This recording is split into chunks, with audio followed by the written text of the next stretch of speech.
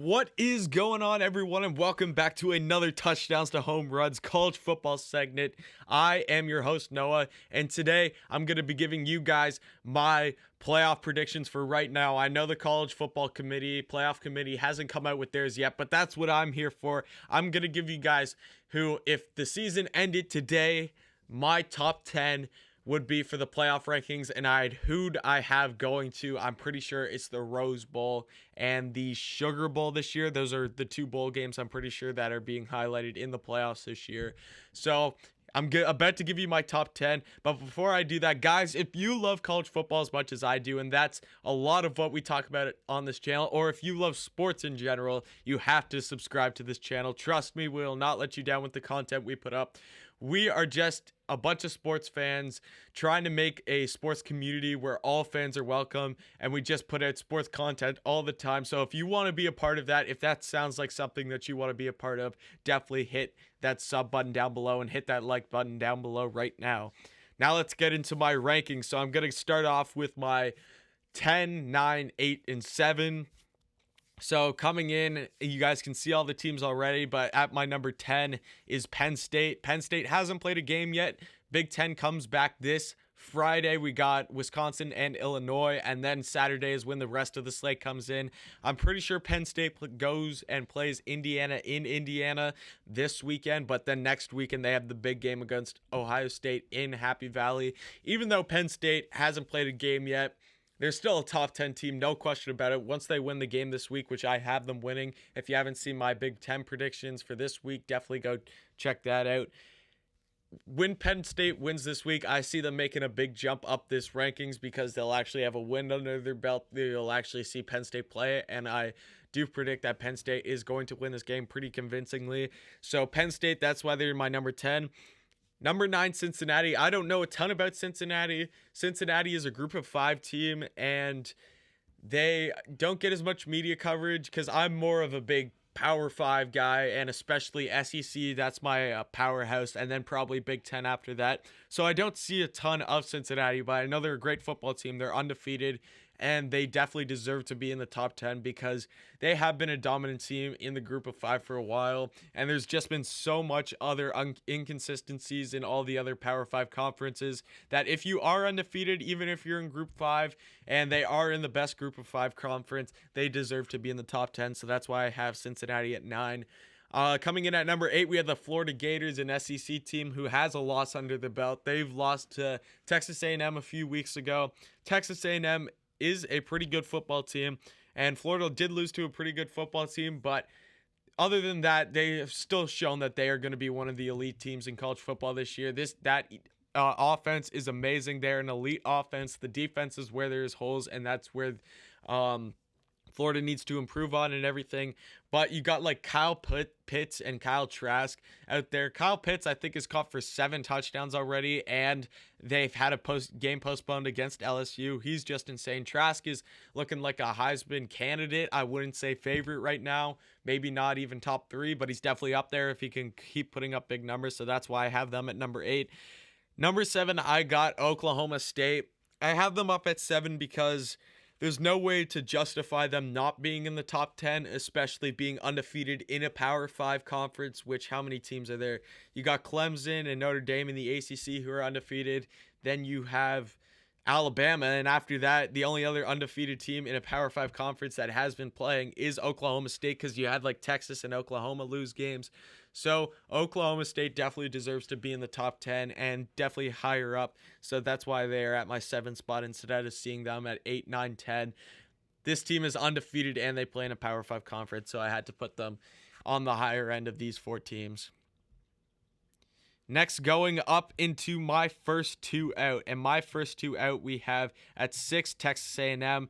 And at 7, we have the not at 7. At 5, we have the Georgia Bulldogs. Texas A&M, a very good football team ever since being Florida. They went and beat Mississippi State last week. Mississippi State has been a very inconsistent team. Everyone thought the moon of them when they first won the they beat LSU. KJ Costello throws for over 600 yards and everything like that. But after that, Mississippi State has taken a step back. Texas A&M loses to Alabama. Now, both of these teams have lost to Alabama because Georgia was the team who lost out last week to Alabama after being the third overall seed, but then they take a seat back, and I'm pretty sure in the AP right now they're at number 4. I put them at number 5. Texas A&M, Kellen Mond's thrown for 984 yards. Isaiah Spiller's having a great season. He's rushed for 430 yards. Smith has also received for 223 yards. Even he is leading the Aggies in receiving so far. And then you got some good guys on defense like Buddy Johnson and Miles Jones out there for the Aggies. Texas A&M, I've been saying it since the beginning of the season. I've been saying it since January and everything. Texas A&M is a good football team. And I think that a lot of people underrate them and everything. And I think that Florida win really helped them for where they're at as a program and getting the media attention that they deserve, because they haven't had that big win in a while now since, like, what was the last one? They beat Alabama in 2012 with Johnny Manziel. I remember that being huge. That got a lot of media. Yes, they did beat LSU, and I think it was 2018, that huge overtime game. But LSU wasn't a really high-ranked team. I can't remember what they were seeded in that game, but they definitely weren't top 5. At least I don't think so. But Florida was the 4 seed, I'm pretty sure, in this game, and they were able to beat that. And I just see Texas A&M keep rolling. They go on to play. They have a bye this week, and then they got Arkansas, then they got South Carolina, then they got Tennessee. So those are 3 definitely winnable games for Texas A&M coming up. Now let's move on to Georgia. Georgia obviously playing really well up until the point of that second half of that Alabama game. Georgia was leading at halftime. Georgia's defenses seem to be the most consistent and the best defense in the SEC, although they did get lit up a bit by Alabama, especially in that second half, and the offense struggled in that second half, didn't even put up a single point. They got the mailman Stetson Bennett taking snaps for the Bulldogs. He's thrown for 958 yards. Zamir White's their leading rusher, 266 yards. Kyrus Jackson is leading with 323 yards. And then you got guys on defense. Their leading tackler, Monty Rice, and then leading in interceptions with 3 interceptions so far. You got one of the best defensive players in all of college football, Richard LeCount. So Georgia definitely has the talent to still make the SEC championship. They got a big game against Florida. That is a huge game in determining who is going to go on to Atlanta, because Florida has a loss already and Georgia has a loss already. So that game is going to be absolutely huge. Georgia's my 5 team just because they dropped out of the spot, because they lost that Alabama game. I had them at 2 last week and everything. I had them above Alabama because I thought they were going to go into Tuscaloosa and win that game, but I was wrong. So I had them dropping back 3 spots after that loss. I just feel like there are some other teams who on paper look better to be in the playoff right now, and there's no way to justify them being more, although there is one controversial one that you guys will see later. I'll touch on that when we get to that point. But now let's get into my top 4. And coming in at number 4, the number 4 spot, we have the Notre Dame Fighting Irish. Having an undefeated team in the ACC, because they do play in the ACC now, they are no longer independent for this season. Having a team in the ACC that is undefeated, there's no way for me to justify that this team cannot be in the playoff right now, even though I would put Georgia over Notre Dame to win a game straight up. I think Georgia wins that game. Notre Dame almost lost to Louisville this weekend. They had a decent win against Florida State, and then they played South Florida and Duke after that. There's no really quality win on the schedule and everything. Like they only beat Louisville by 5 points last week. I thought they were going to lose that game. Obviously, you got some talent on this team, like Ian Book's still their quarterback. Taking snaps for them, he's a pretty good quarterback. You got Kyron Williams, 486 rushing yards. Receiving, only Javon McKinley only has 121 receiving yards in total, and he's their leading receiver. So you'd like to see a bit more out of the receivers. Ian Book has 714 passing yards. The stats don't jump out at you on this team, but I just can't come up here and say Notre Dame is not a playoff team because they are undefeated, and there's just no other way to put it. I cannot put a 1-loss Georgia or a 1-loss Texas A&M, even though I want to, even though I wish the college football playoff, like if the college football playoff committee think like me, where I want the best 4 teams in, I would not put Notre Dame in here. But because I want to try to model these picks more towards the style that the college football playoff would go, that's why I'm putting Notre Dame here at 4. Next up at my number 3 spot, this is the controversial one, but if we're being honest, you cannot say that this team isn't a playoff team. Coming up at number 3, we got the Ohio State Buckeyes. Ohio State deserves to be a playoff team, even though they haven't played a game yet. You guys are going to be in the. I got a lot of comments last week when I did these predictions that Ohio State does not deserve to be in a playoff spot because they haven't even played a game. We saw what Ohio State is capable of last year, and pretty much from an offensive standpoint, they lose J.K. Dobbins. They still got Chris Olave. They still got Justin Fields. They add Julian Fleming on that on the outside for the receiving core. The defense obviously did take a hit losing Okudah and Chase Young, but they get Shaun Wade back after he opted out. This is a good football team. No question about it. No question about that this team is a top 4 football team in the nation, so they have to be a playoff team in my opinion. They just have to. They're a good football team, and they deserve every bit to be in the playoff, even though they haven't even snapped the ball once this season. So Ohio State, in my opinion, definitely is deserving of that number 3 spot. Number 2, we have the almighty Alabama Crimson Tide after a big win against number 3 Georgia this weekend.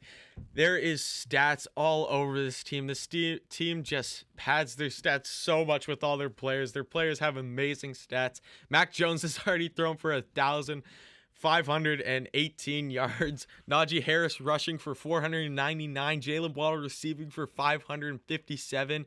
Like, just take this into account to what we just saw from Notre Dame, to the stats that I just read from you from Notre Dame. Notre Dame, Ian Book throws 714 yards. Mac Jones has double that.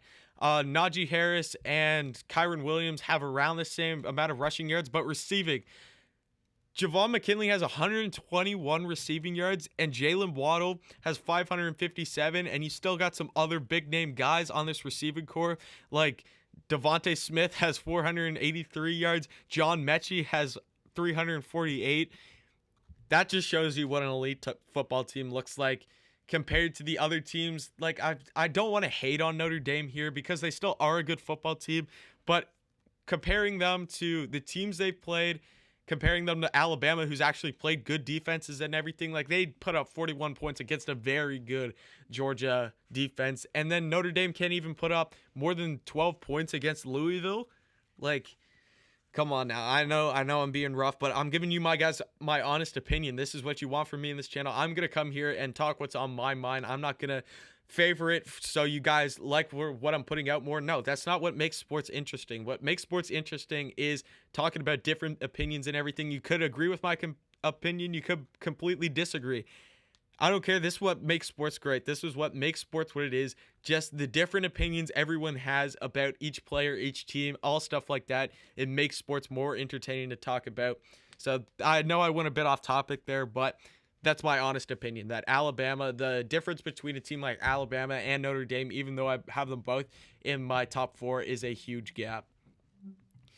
Number 1, I hate to say it. I'm going to say it again because last week I talked about the same thing. I hate talking good about this team because I am a huge South Carolina Gamecocks fan who we are going to go beat LSU in Death Valley this week. I don't care what you say. I don't care that it's a night game. The Gamecocks are going to go into Death Valley, Baton Rouge, and beat those Tigers. But we're talking about a different Tigers here. My least favorite Tigers, my least favorite team in all sports, but I have to give credit where credit is due. This Clemson football team, they're legit. I hate saying it, but they are legit. They beat Georgia Tech 73-7 this weekend. Trevor Lawrence has already thrown for 1,544 yards. He's probably the Heisman favorite. I think in the betting odds right now, he is the Heisman favorite. Travis Etienne rushing for 436, and Amari Rodgers leading and receiving with 429. Yes, this team does not play very good teams, but they have taken command of every single one of these teams, beating them by pretty convincing margins. Like beating a team 73-7, a Power 5 team. I don't care who it is. It could be Vanderbilt. It could be who else is?